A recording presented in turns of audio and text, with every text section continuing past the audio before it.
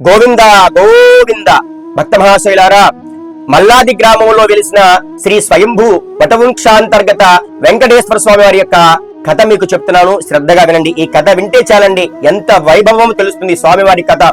ఈ కథని మీరు ఈ యొక్క వీడియోని అందరికి పంపాలి, ఎందుకంటే స్వామివారి మహత్యం తెలియాలి అందరికి కూడా. అయ్యా, 1977లో భయంకరమైన తుఫాను వచ్చిందండి. డేట్ చెప్తున్నాను, శ్రద్ధగా వినండి. 1977 జనవరి నెల 22వ తారీఖు శనివారం రోజున ఒక తుఫాను వల్ల ఆ గ్రామం అంతా కూడా అతాళాకుతలమైపోయిందండి. అప్పుడు ఒక మర్రి చెట్టు పడిపోయింది. ఆ మర్రి చెట్టు ఉన్న స్థలం ఎవరిది, ఆ పొలం ఎవరిదంటే బత్తిన బొల్లయ్య గారనే ఒక బ్రహ్మచారి గారిది ఈ స్థలం. ఆ చెట్టులో ఎప్పుడు కూడా చెట్టు కింద కూర్చొని రామకోట రాసుకుంటూ ఉండేవాట. నిరంతరం కూడా ఆ పక్కనే ఉన్న నదిలో స్నానం చేసి వచ్చి స్వయంగా ఆయన వండుకుని తింటూ గోవిందా గోవిందా అనుకునే మహాభక్తుల యొక్క పొలంలో చెట్టు పడిపోయిందండి.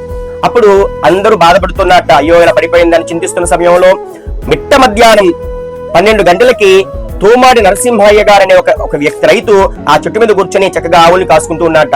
ఈలోగా గవర్నమెంట్ వాళ్ళు వచ్చారు, చెట్టు కొమ్మలు కొట్టేశారు. ఇక రేపో మాపో ఆ చెట్టుని తీసుకెళ్దామని అనుకుంటూ ఉన్నట్ట. ఈలోగా ఒక అద్భుతం జరిగిందండి, ఆ మహాద్భుతం. పడిపోయిన భారీ వటవృక్షం కాస్త అందరూ చూస్తుండగానే మిట్ట మధ్యాహ్నం 12 గంటలకి అవాంతరం లేచి నిలబడిందండి. అందరూ ఆశ్చర్యపోయారు. గోవిందా గోవిందా గోవిందా అని నామస్మరణ చేశారు. అప్పుడు ఆ గ్రామంలో ఉండే గణాచారి ఒంటి మీదకి స్వామి స్వయంగా వచ్చి, నా భక్తులారా, మీరు తిరుమల తిరుపతి దాకా రాలేకపోతున్నారు, నాకు తెలుసు. అలానే పక్కనే ఉన్న వేదాద్రి అంటే స్వామివారి తిరుమల గట్టు అనే క్షేత్రం దాకా మీరు రాలేకపోతున్నారని నేను అనుకుని స్వయంగా నేనే ఈ చెట్టులో వెలిశాను.